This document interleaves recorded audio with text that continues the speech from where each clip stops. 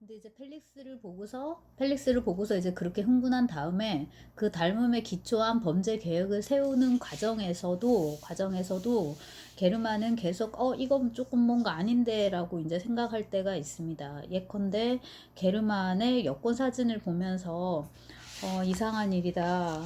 펠릭스나 스님께 사진 속의 펠릭스는 나와 그다지 닮지 않았다. 물론 이거는 내 사진 탓일 수도 있을 것 같고 어쨌거나 이거는 너무 이상하다. 이제 이런 식의 말을 합니다.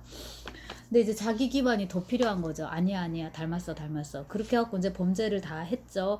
한 다음에 아무도 우리가 닮았다라는 것을 평가해주지 않은 그 데모.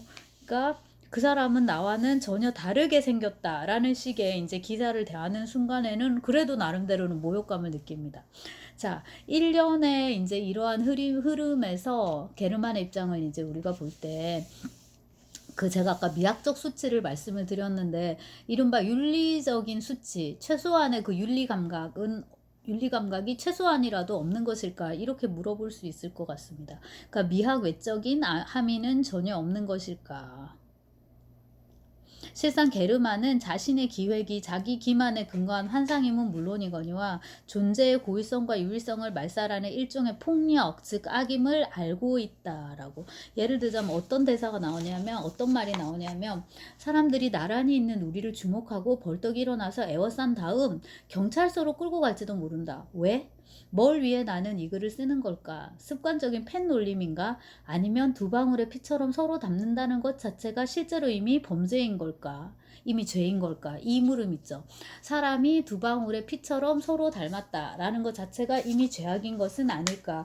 요거에 이제 되게 중요한데, A하고 B가 서로 닮았다라고 할 때 분신이다. A가 B의 분신이다라고 한다면은 하나는 원상이고 하나는 분신인 거니까요. 두 존재 사이에 위계 질서가 성립하는 거예요. 이게 이제 되게 좋지 않은 대목이고, 그 다음에 이제 이런 식, 하나가 원상이고 하나가 분신인, 그 다음에 서로가 서로를 대체할 수 있는 이런 상황, 닮은 누구를 갖다 놓고 원상인지 할 수 있는 이제 그런 상황에 대해서, 그게 이제 세계 차원으로 확대되면, 사회 차원으로 확대되면 어떻게 될 것인가에 대한 표상이 게르만에게 있습니다.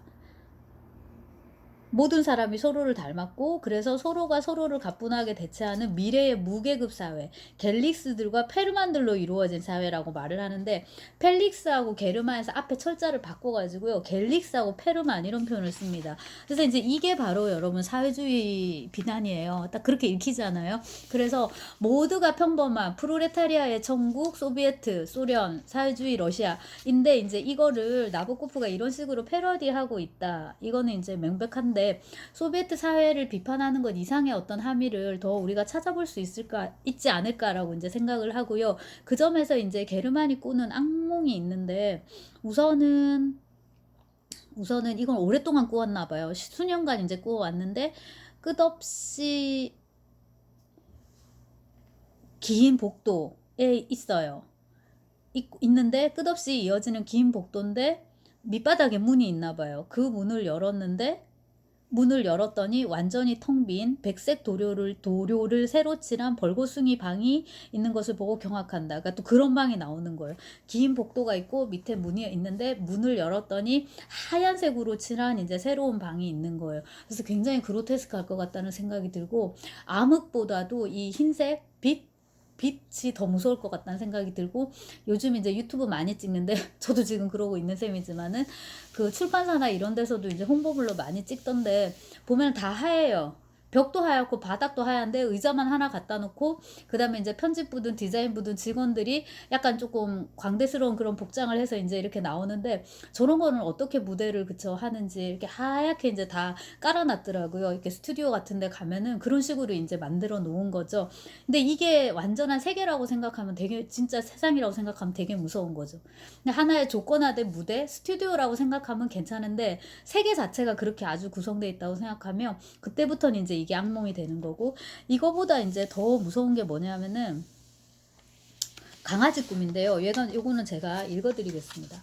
혐오스러운 꿈을 꾸었다. 꿈에 강아지가 나왔는데 그냥 강아지가 아니라 딱정벌레, 애벌레처럼 아주 작고 검은 눈을 가진 자그마한 가짜 강아지였는데, 네. 온통 새하얗고 싸늘하고 살이 아니라 차라리 기름 덩어리나 블라망제, 아니 그보다는 하얀 벌레의 살덩어리 같은데, 그것도 러시아에서 부활절에 버터를 발라 굽는 양 모양의 빵처럼 표면에 물결 무늬로 고립하여 있고 역겨운 모양, 자연이 강아지를 본떠 만든 꼬리와 다리가 있는 구색은 다 갖춘 냉혈 동물이었다라고.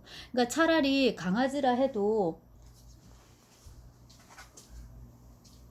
차라리 지금 곰인데, 요런 송재 왕구 있잖아요. 봉제 왕구를 생각을 해보면 이건 딱 봐도 인형인 게 표가 나잖아요, 여러분. 당연히 인형이죠. 밑에 생식기도 없고 이게 아무것도 없고 윗도리만 이렇게, 이것도 심지어 붙여놨네. 이렇게 이제 까만 작은 코에 요렇게 그냥 전형적인 인형입니다. 입은 요렇게 그냥 실로 이렇게 딱 해가지고 입의 모양만 요렇게 해놓은 거잖아요. 그러니까 이거는 문제가 없어요. 근데 이제 여기 나보코프가 이제 얘기를 하는 게, 여기서 게르만이 얘기를 하는 게, 그 꿈속의 강아지는 모든 점에서 진짜 강아지랑 똑같다라는 거죠. 근데 만져보면 차가운 것이야. 우리가 이제 로봇을 떠올리면 이제 이런 거잖아요. 근데 만약에 여기에 냉혈 동물이다라고 했는데 냉혈이 아니라 만약에 이게 온혈이면, 그래서 정말로 진짜 강아지처럼 움직이면 이제 그게 더 사실은 호러가 될 건데, 그런 거에 대한 영화가 있습니다, 여러분. 블레이드 러너라고 되게 오래된 영화잖아요. 그게 90년대인가 나왔는데, 리들리 스콧이 만든 영화인데, 그거 지금 봐도 그렇게 막 저기에 보이지 않아요. 그게 잘 만든 영화인 거죠. 그죠? 그래서 그런 세계상에 대한 우리의 공포가 있어요. 그리고 이제 이 절망이라는 소설이, 이게 제가 나중에 다시 정리를 해야 되는데 다시 하나 더 찍어야 될 것 같은데, 요것이 30년대에 쓰여진 소설이거든요. 네, 1931년에 일어난 실제 살인사건을 단초로 소설을 쓰기 시작했다고 돼 있네요. 이건 또 지금 처음 봤습니다. 그래서 36년, 이게 36년에, 그러니까 나보코프가 1899년생인데요. 36년에 썼으니까 37세, 30대 후반에 이제 쓴 소설인데, 그 나보코프 입장에서는 30대 후반이고 이제 1930년대, 그러니까 그 파시즘, 나치즘 이제 그때 쓴 소설이란 말이에요. 그래서 이제 이거를 읽기에 따라서는 그런 사회적인 관점으로 읽을 수가 있어요. 아까 그 펠릭스 게르만 합쳐서 갤릭스 뭐라 그랬죠? 그런 식으로 이제 이름 바뀔 수 있는 그런 소비에트 전체 사회에 대한 비판, 그런 걸로도 물론 읽을 수 있지만은, 그런 SF 여러 장르들을 떠올려 보시면 그런 식으로 인간의 정체성도 흔들릴 수 있는, 인간과 이제 AI, 지금은 본격적으로 더 대두되고 있는 문제인데, 그런 것까지도 확장시켜서 생각해 보실 수 있고, 제가 수업 시간에 아까 잠깐 언급한 것 같은데, 보르헤스의 소설 중에 원형의 페어들이라는 소설이 있습니다. 거기서 이제 한 남자가 마법사인데 생각을 통해서, 꿈을 통해서 어떤 존재를 만들어요. 그리고 이제 그 존재를 독립적인 존재로 이제 키워내죠. 그리고 독립을 시킵니다. 걔는 떠나갔어요. 그리고 이제 화마가 이렇게 불어닥치는데 원형의 페어들이잖아요. 이게 이제 페어가 된 거는 원래 불을 섬기는 신전이었는데 불이 나가지고 다 폐허가 된 거거든요. 근데 또다시 불이 일어납니다. 이 역사의 반복인 거죠. 그래서 이게 분신, 존재의 반복, 그 다음에 또 역사의 반복, 이게 이렇게 이제 연결돼 있고, 역사의 반복이니까 이게 결국 뭐예요? 순환인 거예요. 그러니까 역사가 이렇게 선적으로 가서 탁 끝나는 게 아니라 불교적으로, 동양적으로 이제 계속 순환한다는 윤회, 이런 것도 떠올릴 수가 있고요. 아무튼 이제 다시 한번 불이 이 사원을 덮칩니다. 이 마법사가 살아야 돼, 피해야 돼 라고 생각을 하다가, 하느님이, 신이 나에게 나의 마지막을 영광스럽게 해주기 위해서 불을 보냈구나 생각하고 기꺼이 불 속으로 걸어 들어가는데 타지 않는 거예요. 그래서 그 순간 마법사는 깨닫습니다. 나 역시도 살과 피를 가진 이런 존재가 아니라 나와 비슷한 어떤 존재의 꿈에 의해서, 생각에 의해서 만들어진 그런 추상적인 존재였구나 라는 걸 이제 치욕감을 느끼면서 깨닫는다 하면서 이제 소설이 끝나는데, 마찬가지로 이제 분신 테마를 그 보르헤스는 자기식으로 굉장히 짧은 소설이에요. 그렇게 이제 다뤄보는 거고요.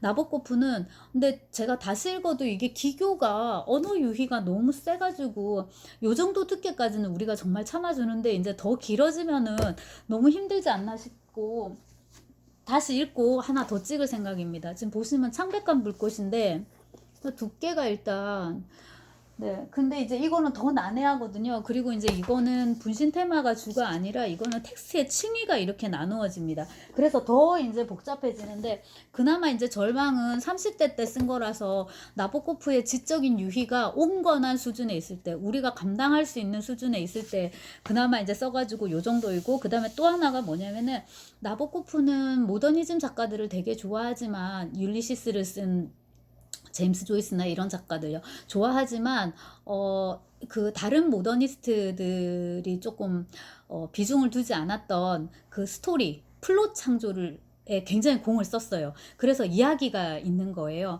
근데 절망도 좀 재미있고요. 그다음에 인제 그 나보코프의 출세장이 롤리타인데 어쨌거나 스토리입니다. 그러니까 소설이라는 거를 극소수 독자만을 인제 추구하는 게 아니라면, 그리고 이제 역사적으로 쭉 놓고 보면 결국 오늘날의 베스트셀러가 미래의 스테디셀러가 된다.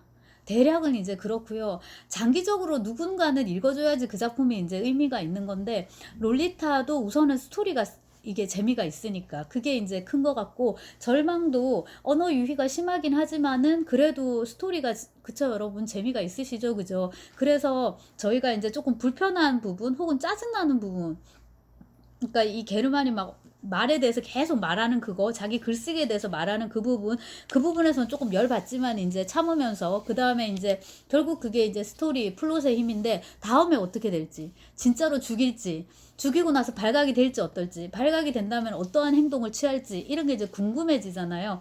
그래서 이제 읽게 되는 측면이 분명히 있습니다. 다시 앞으로 와서 어디서나 이렇게 닮음을 보는 게르만, 그 다음에 이제 꿈속에서 이렇게 모조 강아지의 악몽을 꾸고서 막 괴로워하는, 되게 불쾌해하는 게르만을 보면은, 게르만, 이 절망, 나보코프 이런 게 다 이제 러시아 문학의 유산이기 때문에 제가 맨 처음에 이거 동영상을 찍을 때 참칭이란 단어를 언급을 했습니다. 참칭, 다른 말로 사칭이라고 하죠. 쟤는 내가 아닌데 나를 사칭하고 다녀. 쟤는 왕자가 아닌데 왕자의 참칭자야. 뭐 왕을 사칭하고 다녀. 이제 할 때 그 참칭, 사칭인데, 그게 이제 정치적인 의미로 많이 쓰이고요. 그래서 러시아 문화권에서, 러시아 그 역사에서 동란의 시대 이제 이런 거 하면은 참칭자, 드미트리 보리스 가드노프 이거 얘기할 때 엄청나게 많이 듣게 되는데, 가까이 그렇게 멀리까지 가지 말고 가까이 여러분 그 고골의 페테르부르크 이야기를 생각을 해보시면 거의 모든 인물들이 자리에 대한 공포감이 있어요. 저도 너무 자리를 갖고 싶은데, 비슷하게 걔들도 다 그런 고민을 합니다. 그 다음에 자리를 갖고 있는 사람, 예를 들어서 아까끼 같으면은 조그만 디파트먼트에 어떤 요만한 자리를 갖고 있어요. 구dun관이에요. 근데 자기 자리를 뺏길지도 모른다는 그 불안이 되게 큰 거예요. 아까끼는 외투가 그거를 대신해요. 외투를 뺏기는 바람에 외투 때문에 굉장히 괴로워하고, 광인일기에 있는 이제 그 광인일기의 주인공 뽀뿌리 씨는 역시나 구dun관인데 자기 이 자리보다 더 큰 거를 원해요. 국장의 딸하고 결혼해가지고 신분 상승을 꿈꾸고, 근데 그 와중에 이 구dun관 이 자리마저 이제 뺏기게 되는 그런 위기에 처하는 거잖아요. 그래서 모든 사람이 이 자리에 대한 공포, 자리를 뺏길지도 모른다는 이제 그 공포감을 이제 갖고 있고, 그 다음에 이제 이 소설이 본격적으로 뭐라고 할까, 진짜 이게 다트 던지듯이 이렇게 겨냥한 소설이 도스토옙스키의 분신인데, 그 분신의 골리아드긴이라는 주인공이 있습니다. 그 소설은, 그러니까 도스토옙스키의 분신은, 그건 정말 너무나도 지루한 소설인데요. 거기 이제 골리아드긴이 회사에 출근을 했는데, 그 전에 분신을 만나요, 전날. 그리고 다음날 회사에 출근을 했는데, 자기랑 똑같이 생긴 사람이 있는 거예요. 근데 이제 이 골리아드긴은, 이 1번 골리아드긴은 딱 똑같아요. 여기 게르만처럼. 보고 경악을 하는 거예요. 아니, 저렇게 똑같을 수가. 근데 다른 회사의 그 관청의 다른 직원들은 너무나도 심드렁한 반응인 거예요. 좀 닮긴 닮았어. 자네 친척인가? 뭐 사촌인가? 뭐 이런 식으로 그 닮음이 상식선에서 충분히 받아들여질 수 있는 닮음인 것처럼 그렇게 얘기를 해요. 그리고 이제 이어지는 스토리는 이 작은 골리아드긴이 큰 골리아드긴의 자리를 야곱야곱 이제 이렇게 차지하는 걸로 이제 이렇게 가고, 그 다음에 그 식당을 들어갔는데 국역본에 보면 크로켓이라고 번역해 놓은 게 있거든요. 근데 이제 그 러시아식 만두 삐로그인데, 그 삐로그를 큰 골리아드끼는 한 개인가 이렇게 먹었는데 계산할 때 보니까 막 5개 값인가 막 내라 그러거든요. 근데 작은 골리아드끼는 또 먹어 치운 거예요. 이런 식으로 이제 분신 테마를 되게 이제 웃기게 다뤘는데, 여기서도 이제 제일 문제시 되는 게 바로 자리입니다. 결과적으로 작은 골리아드끼니 큰 골리아드끼의 자리를 이제 차지하게 되고, 큰 골리아드끼는 정신병원으로 이제 이송되는 그런 식으로 이제 끝이 나게 됩니다.